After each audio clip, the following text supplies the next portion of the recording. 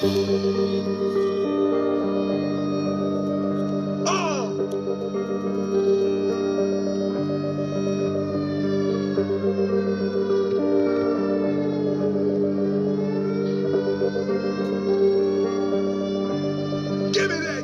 the streets get so empty and the sky turns a dark gray, and all you see are them flag poles, but no flags giving away. No sunshine in these empty streets, just a bunch of empty space. And that's when the world went to waste. Yeah, the world went to waste. The world went to waste. Greetings. Shabbat Shalom, Yeshurun, children of Abraham, Isaac, and Jacob. Shabbat Shalom to you, ones that are keeping today, the Sabbath day, set apart from all the rest. I'd like to come to you today, and we're going to be discussing the other part of Matthew 24:37. Have to bear with me today. Air conditioner's out in the camper. It's 89 degrees in there so far. I don't know what the temperature is out here, but sweat rag will be used occasionally through this video, but it'll be all right. All right, so Matthew 24:37. Let's start there for our foundation. But as the days of Noah were, so shall the coming of the Son of Man be. Okay. Let's get to the other side of part of this. What could it be in the days of Noah, besides eating and drinking and giving in marriage and giving in gifts? And we know the whole world is right now, they're just, for the most part, they're blind. They're masked. That's a good way to say it. They are masked. They're masked to the truth of the matter of what's going on and everything else. But let's go from Matthew now. Let's turn to Genesis 6 verse 9 with me. 6 verse 9. And we're going to discuss Noah. And what about Noah? Well, these are the generations of Noah. Noah was a just man and perfect in his generation. And Noah walked with Ayah. Well, this perfect is H8549.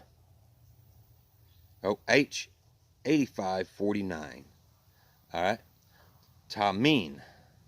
Vitit mim mim. Well, it means undefiled. And it's from H8552. Tamam, tit mim mim, once again, which means transitivity or intransitively, which is a verb not taking a direct object, like, for example, air, breathe. It's an object. So, in Ayah's eyes, Noah was perfect. Was he perfect because, there was no perfect man until the perfection of our Messiah. Only at the baptism, his mikvah, did Ayah say, behold, this is my son, who I am, greatly, I shouldn't say the word proud. I forget what he says, but you can look, what he said. But only at that time was the Messiah made perfect. Other than that, he messed up like us. And so did Noah. I mean, as a human being, he wasn't perfect. What was perfect was this intransitivity part about him. So, what is it that's transitively about a human being that's like breath or air, something you cannot see? Well, it's your DNA. So you see, the DNA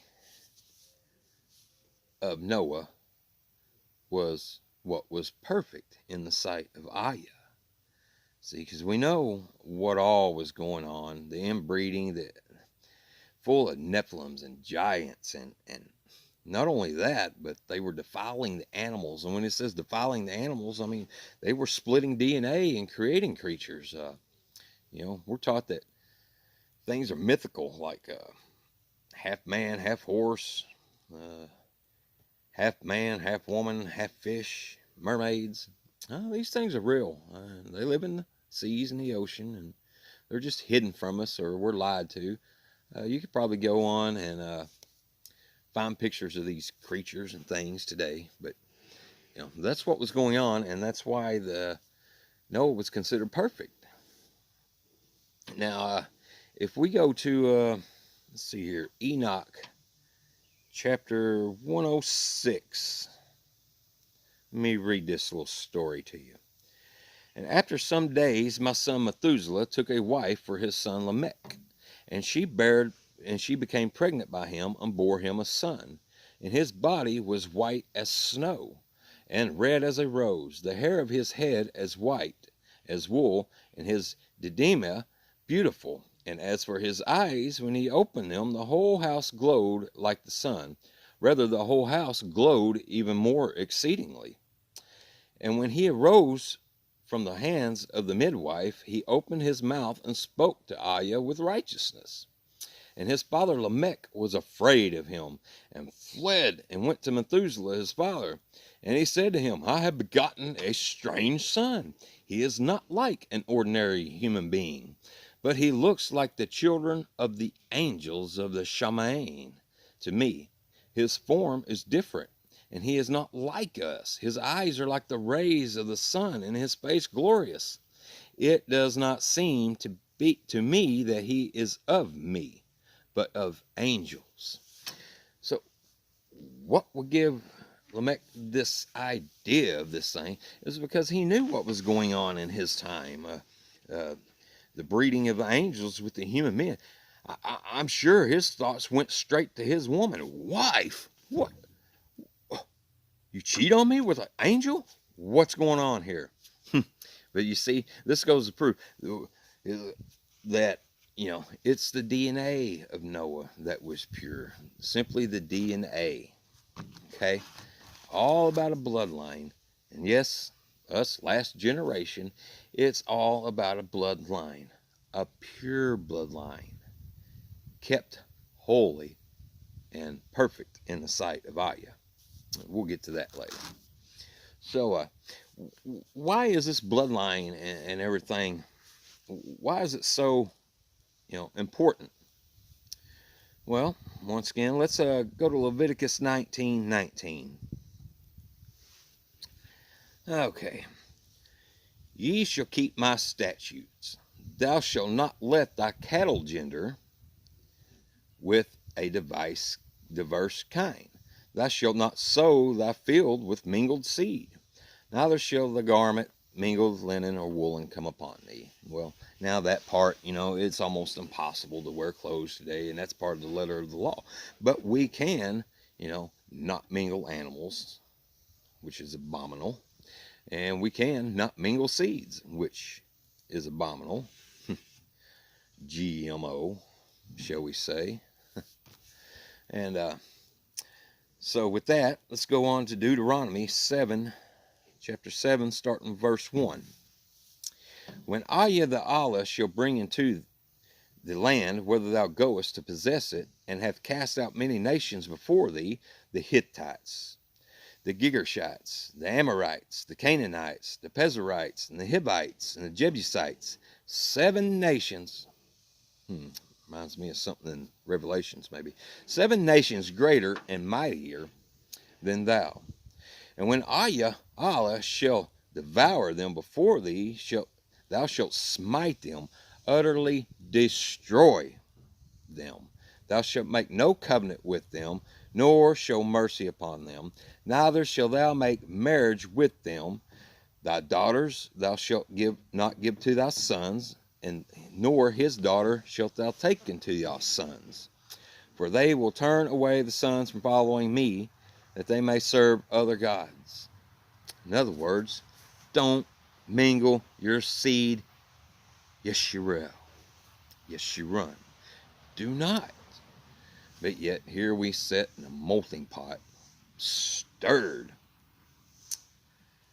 Makes you wonder what all the people of the world are truly mingled with, because, you know, the Nephilim are still here today. The fallen ones, you know. Well, people say, well, how did they get here? I thought the flood wiped them out.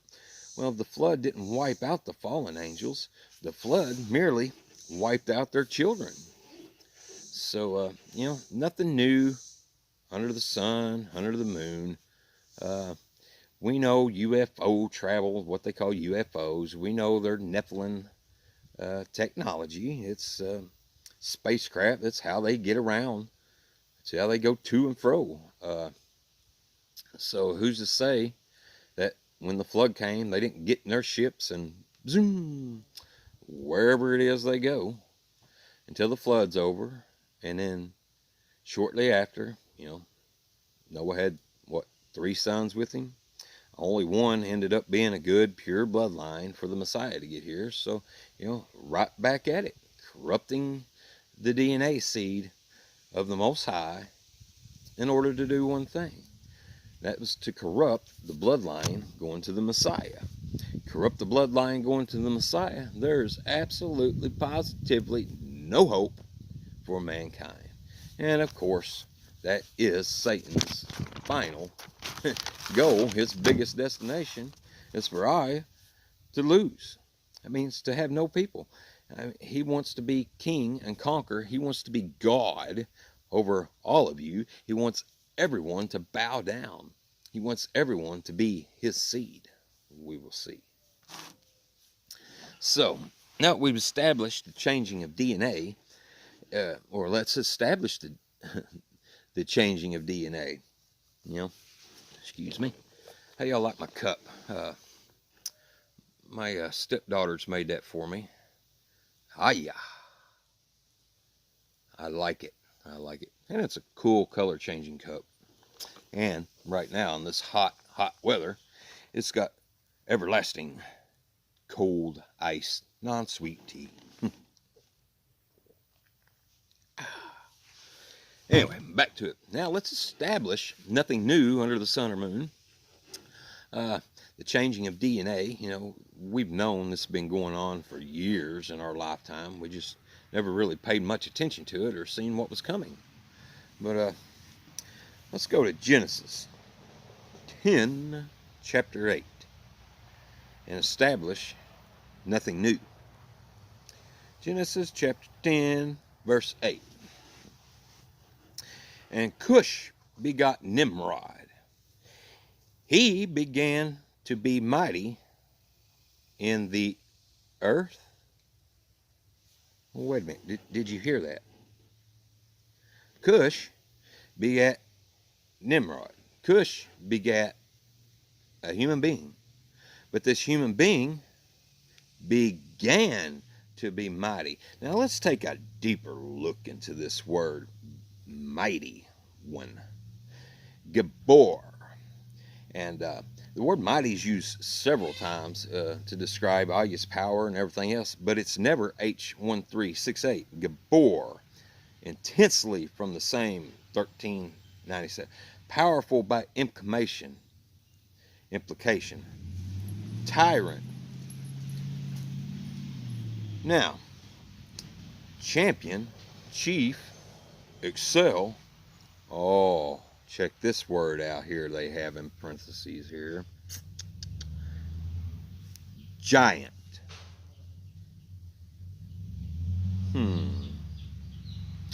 Nephilim.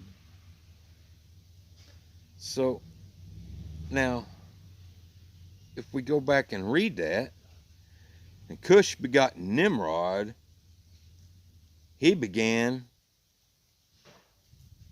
to be the bloodline of the Nephilim. He began to change his DNA. You know, we can see statues and pictures, paintings of Nimrod. He's huge. He is a giant. It shows him holding a lion like it's a little pussycat. But he wasn't born that way. He began to be a mighty one. Here we go again. See? And what did he try to do? The Tower of Babel, one world government he tried to establish. Same thing that we are seeing today, folks. Same thing. All right? Now let's move on to somebody a little more familiar. Let's talk about Absalom, if we may, for a minute. Let's go to 2 Samuel. Yeah, I'm using my mighty phone here. If you can see it, it glitches. That's why it's my old phone. It sits there and stagnates and makes it hard to read, but we'll get it done.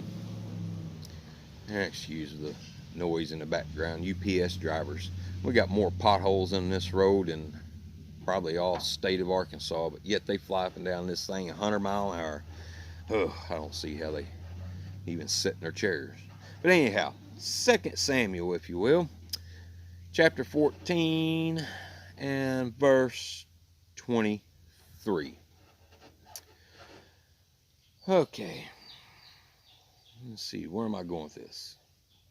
So, Joab arose and went to Geshur and brought Absalom to Jerusalem. Well, my point here is to establish, what was Absalom doing? You know, he was up to no good. Why? How do I know that? Well, remember, Geshur, where Absalom is. Jump over to Joshua 13:2, and I'll make my point. Just bear with me. Joshua, where are you at, Joshua?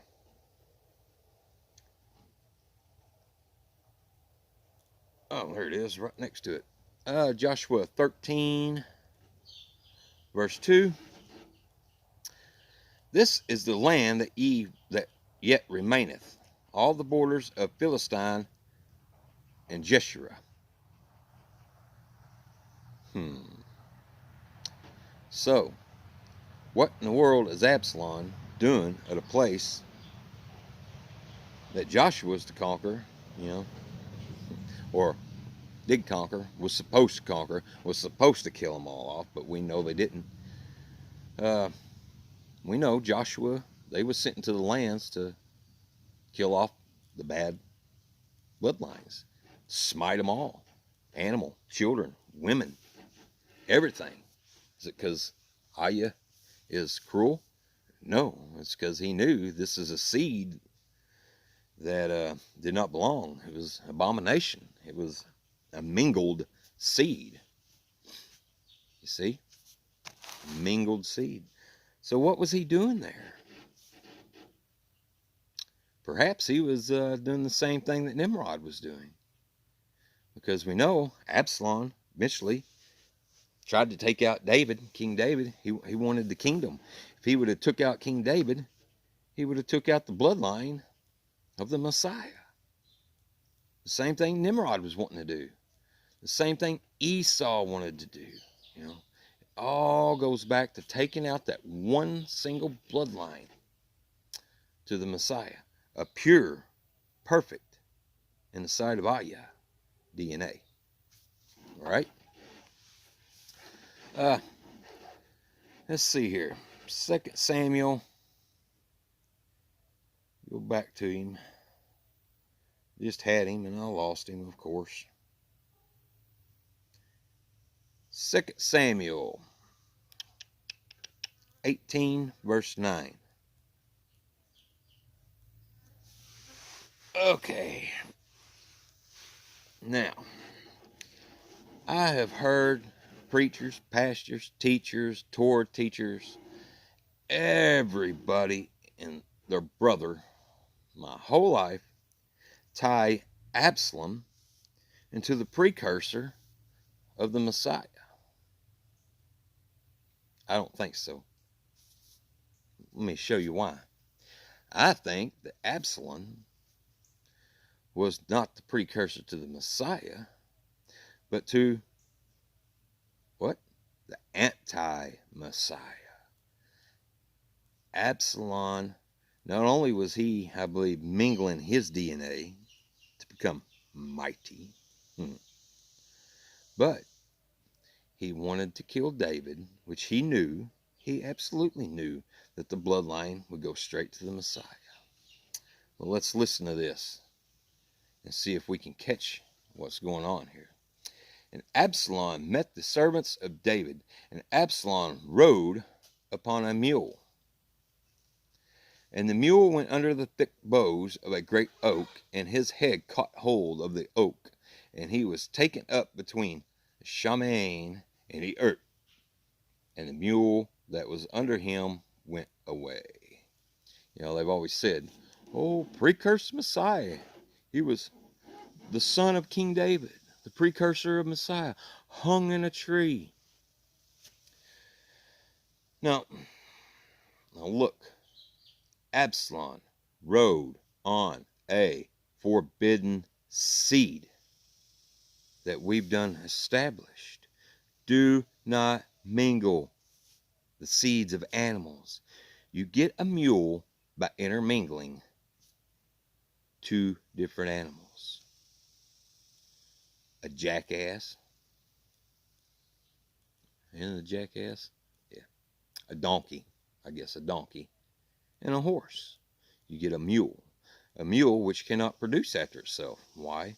Because it is a defiled seed that is against the nature of Aya.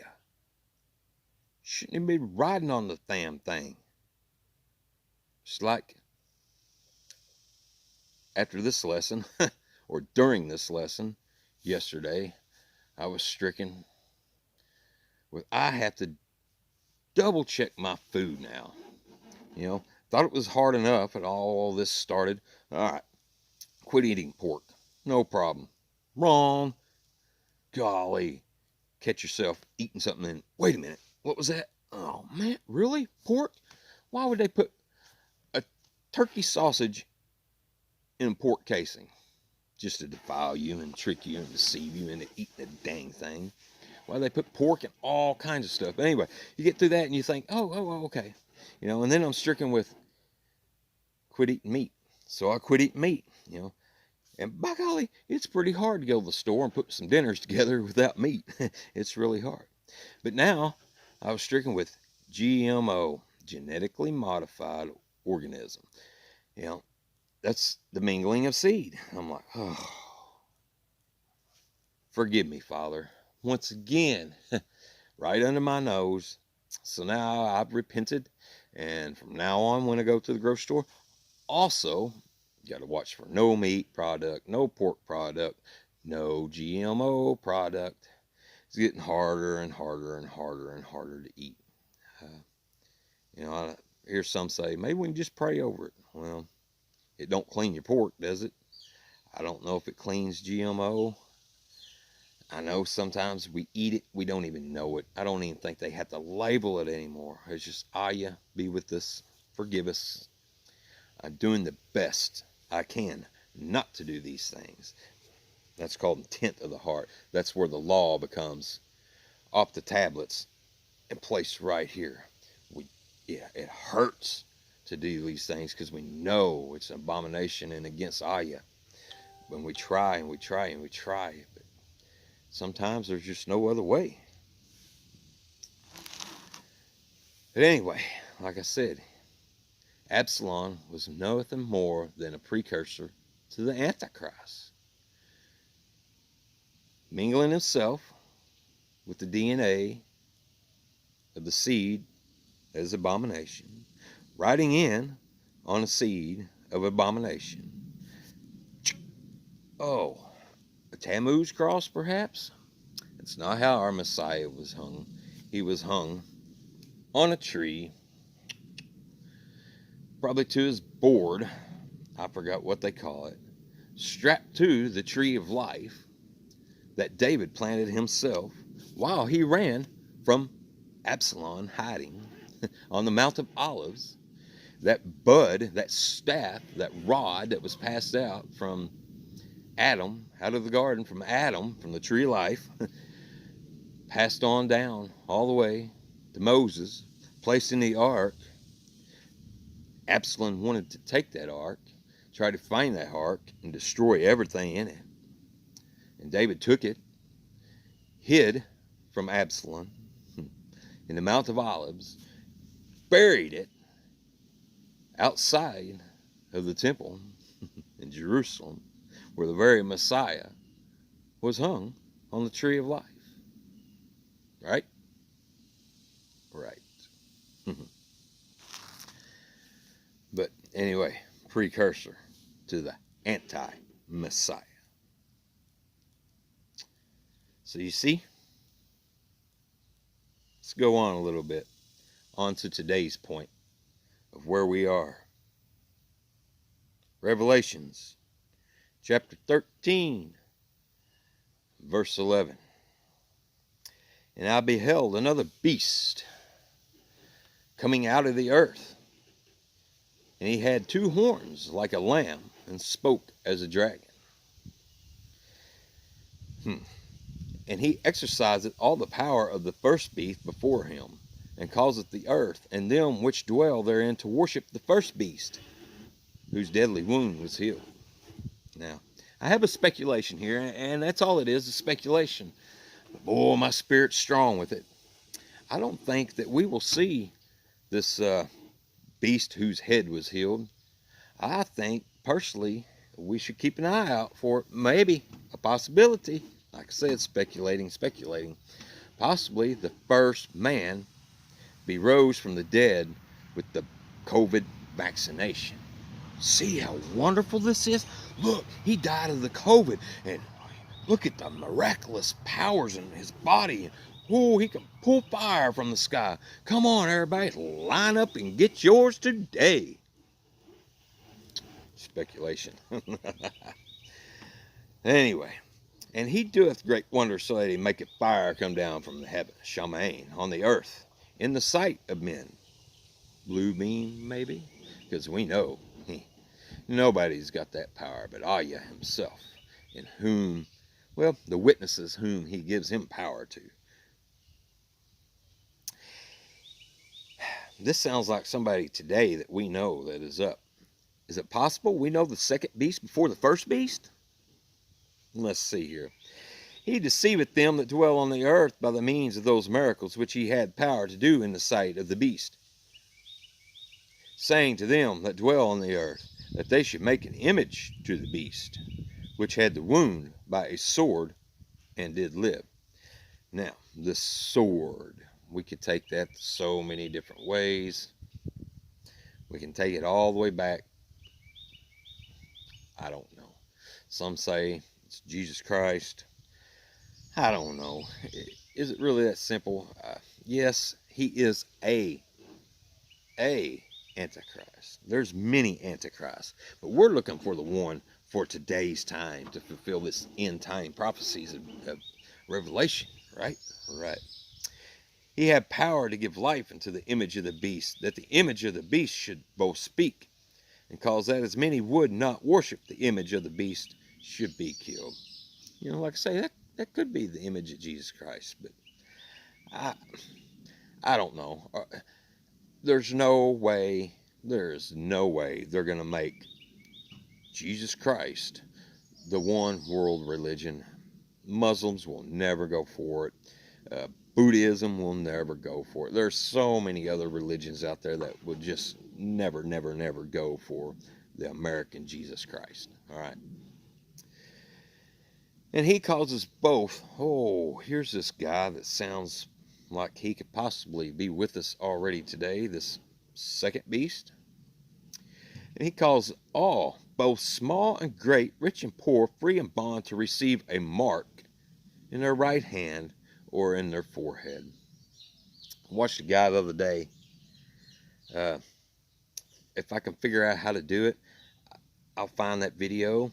It's the guy who said he came up with the microchip system with Bill Gates, or for Bill Gates, or whatever. And he didn't realize he had never read Revelations. And when he read it, he was like, what have I done? What have we done? He said, and the way this microchip, you know, it's got to have a battery of some sort. But the way it would charge was from the transference of heat, hot to cold, hot to cold. And the places in the body where the blood will change temperature the fastest and the quickest to be able to charge is right here in the forehead or in the right hand. Anyway, I'll post that link to that video if I can figure out how to do all that, which I sure I can. Anyway, that no man might buy or sell save he that had the COVID-19 vaccination, or AI, or the name of the beast, or the number of his name. Here's wisdom. Let him that hath understanding count the number of the beast, for it is a number of a man. And behold, his number could very possibly be patent 060606, Mr. Bill Gates. But anyway, what is this going to do? This is going to take us back to Noah's time, back to the mingling of seed. This COVID-19 is nothing more but to change your DNA. And they're going to tell you it's to change your DNA for the good, to better yourself.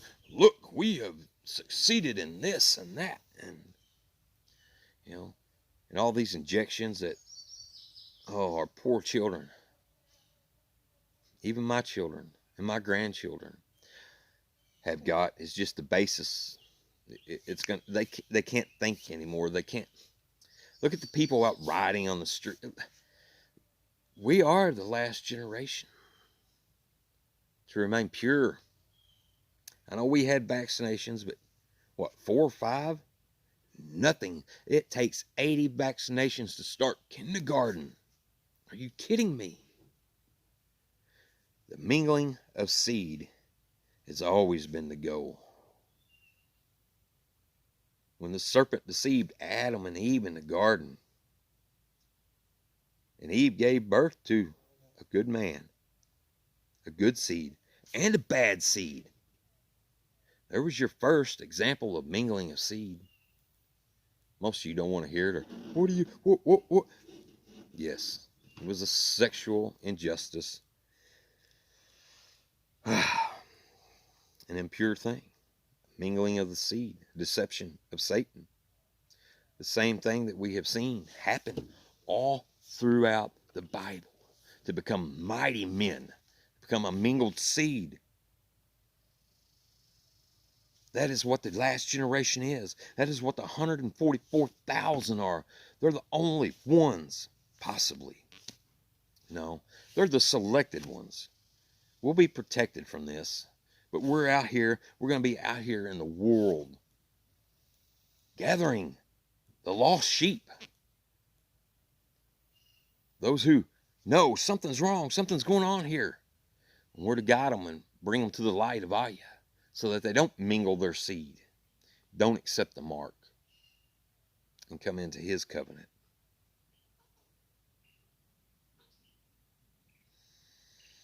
Seems almost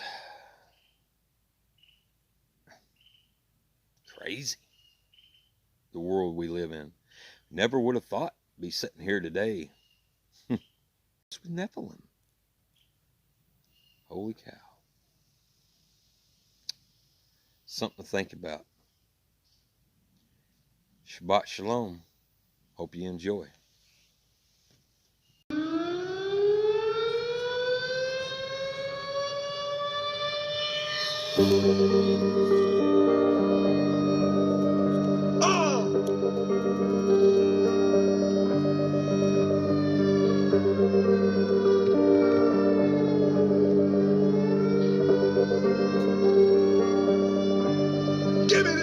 When the streets get so empty and the sky turns a dark gray, And all you see are them flagpoles, but no flags giving away. No sunshine in these empty streets, just a bunch of empty space. And that's when the world went to waste.